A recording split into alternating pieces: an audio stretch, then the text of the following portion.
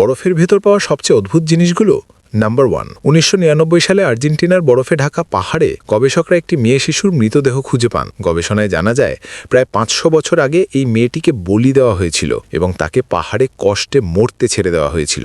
আসলে তখনকার সভ্যতাগুলোতে 15 থেকে 16 বছরের ছেলেমেয়েদের এইভাবে বলি দেওয়া হতো। সবচেয়ে আশ্চর্যের ব্যাপার হলো এত বছর পরেও মেয়েটির দেহ একদম অক্ষত অবস্থায় ছিল।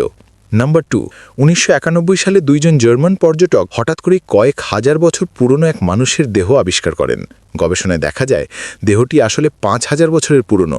আর বিস্ময়ের বিষয় হল দেহটির শরীরে গবেষকরা 61টি উল্কি বা ট্যাটু খুঁজে পান, অর্থাৎ উল্কির আবিষ্কার অনেক আগেই হয়েছিল। নাম্বার 3, 2014 সালে সাইবেরিয়ার বরফে জমে থাকা পাহাড়ি এলাকায় বিজ্ঞানীরা 35,000 বছর পুরনো একটি ভাইরাস আবিষ্কার করেন। যখন এই ভাইরাসকে অ্যামিবার সঙ্গে রাখা হয় তখনই এটি অ্যামিবার প্রাণ কেড়ে নেয়। বিজ্ঞানীদের মতে যদি এভাবেই গ্লোবাল ওয়ার্মিংয়ের কারণে বরফ গলতে থাকে তবে হাজার হাজার বছর ধরে ঘুমিয়ে থাকা ভাইরাসগুলো জেগে উঠবে আর পুরো পৃথিবীতে ভয়াবহ বিপর্যয় ডেকে আনবে।